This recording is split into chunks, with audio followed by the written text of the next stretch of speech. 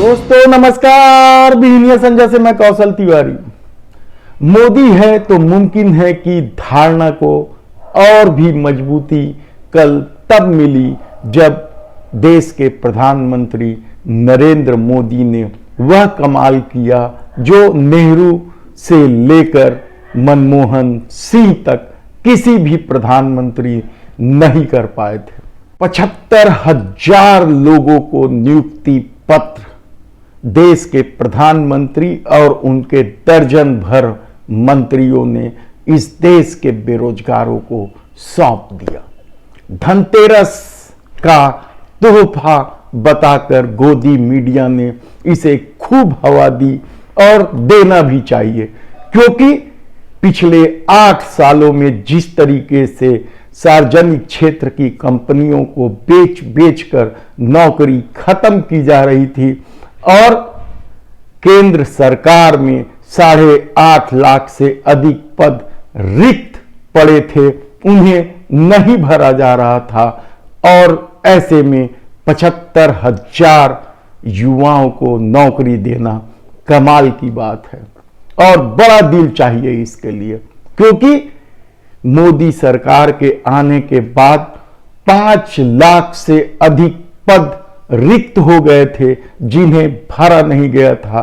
और इवेंट में माहिर इस सत्ता ने रोजगार मेला के नाम से इवेंट आयोजित करके 75,000 युवाओं को नौकरी दी है ना कमाल की बात। और इस कमाल को यदि आप पूरा देखना चाहते हैं और इसका पूरा सच यदि जानना चाहते हैं तो आप भी कहेंगे कि मोदी है तो मुमकिन है। जी हां, ये बड़ी कमाल की बात है। पहले प्रधानमंत्री पंडित जवाहरलाल नेहरू ने अपने 5 साल के कार्यकाल में 1 करोड़ 20 लाख नई नौकरियां पैदा की थी। इसके बाद के आप किसी भी प्रधानमंत्री का नाम ले लीजिए, मनमोहन सिंह तक, सभी ने रोजगार के नए अवसर पैदा किए थे और नई नौकरी पैदा की थी। सरकारी नौकरी की बात कर रहे हैं हम। और इस पूरे दौर में किसी भी प्रधानमंत्री की हिम्मत नहीं हुई कि वह रोजगार मेला लगाकर नियुक्ति दें। सार्वजनिक क्षेत्र की कंपनियां खड़े की गई, नए नए विभाग खड़े किए गए और वहां नई नई नौकरियों के अवसर बनाए गए। लेकिन देश के वर्तमान प्रधानमंत्री नरेंद्र दामोदर दास मोदी ने कितनी नई नौकरी पैदा की कोई नहीं जानता। हां, यह जरूर है कि उन्होंने 23 सार्वजनिक क्षेत्र की कंपनी यानी पीएसयू को बेचकर सरकारी नौकरी जरूर खत्म की। इससे पहले किसी भी साल का आप उठा लीजिए, बैंक और रेलवे हर साल 70,000 से अधिक युवाओं को नौकरी देती थी। वह भी कभी इवेंट नहीं बना, लेकिन 75,000 युवाओं को नौकरी देकर एक नया इवेंट मैनेजमेंट तैयार किया गया और अखबारों ने लिखा भी कि दिवाली का तोहफा। मीडिया, गोदी मीडिया कहना चाहिए, उन्होंने भी कहा कि यह धनतेरस और दीपावली का युवाओं को तोहफा। पर सच क्या है? सच ये है कि पिछले 8 सालों में 8.5 लाख पद तो केवल केंद्र सरकार के रिक्त पड़े थे और वहां नियुक्तियां नहीं हो रही थी। तो क्या हम ये मान लें कि ये सारा खेल चुनाव को ध्यान में रखकर आयोजित किया जा रहा है?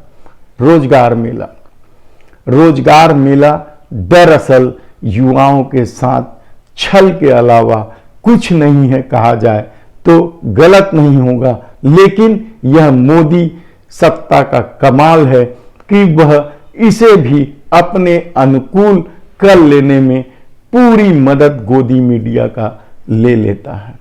सवाल कई हैं। आप कहेंगे कि आजादी से लेकर अब तक कितने प्रधानमंत्रियों ने कितनी कितनी नौकरियां दी, आप यकीन नहीं करेंगे। हर प्रधानमंत्री के कार्यकाल में लाखों नौकरियां दी जाने लगी थी।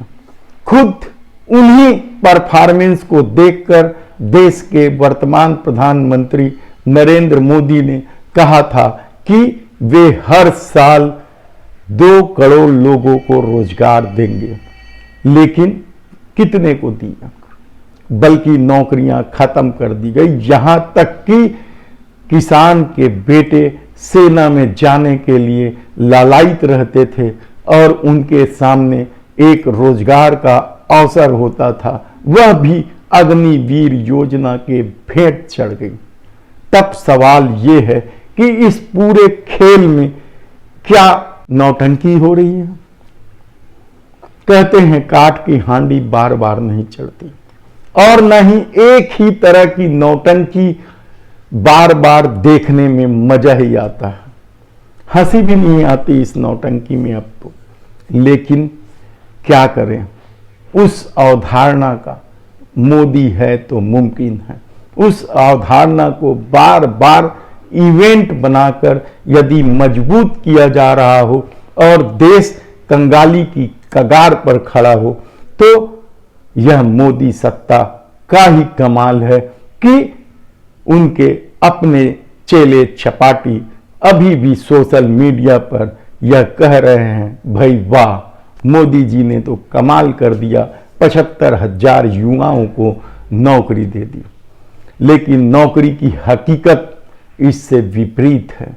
बेरोजगारी के आंकड़े बता रहे हैं कि किस तरीके से युवा आत्महत्या करने को मजबूर हैं।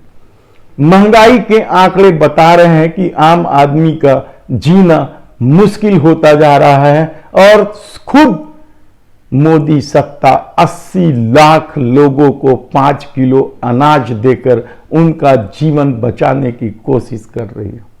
ऐसे कितने ही उदाहरण हैं, आप जब देखेंगे तो आप दंग रह जाएंगे या हैरान हो जाएंगे कि किस तरीके से भारत को गढ़ा जा रहा है।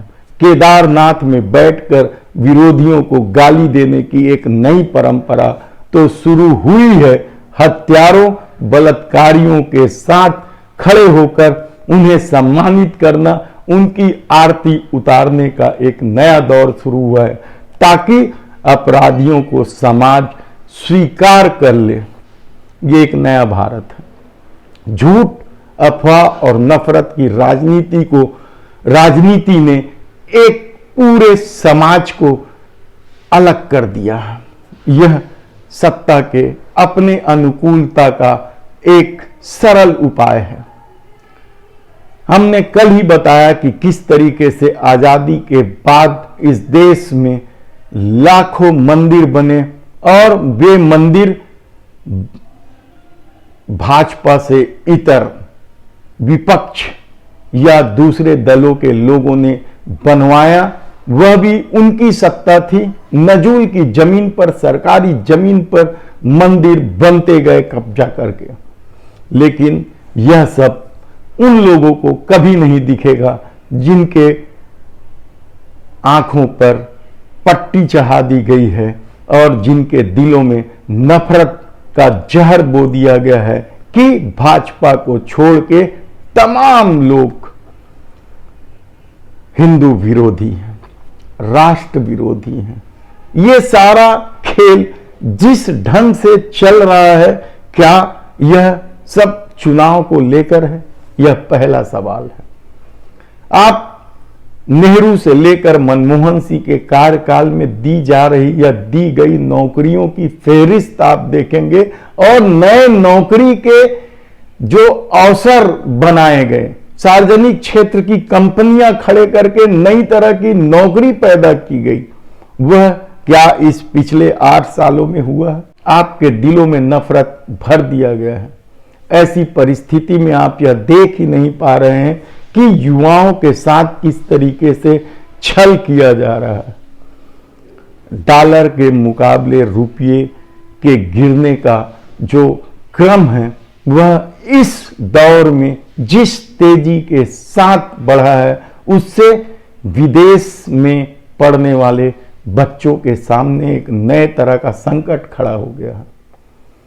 बहुत सारी दिक्कतें हुई हैं क्योंकि आत्मनिर्भर भारत के नाम पर जो नौटंकी चल रही है उसका अपना खेल है। हम जो सामान भेज रहे हैं, निर्यात कर रहे हैं, वह लगातार कम होता जा रहा है और विदेश से आने वाले यानी आयात लगातार बढ़ता चला जा रहा है, जिसकी वजह से विदेशी मुद्रा भंडार भी कम होता चला जा रहा है।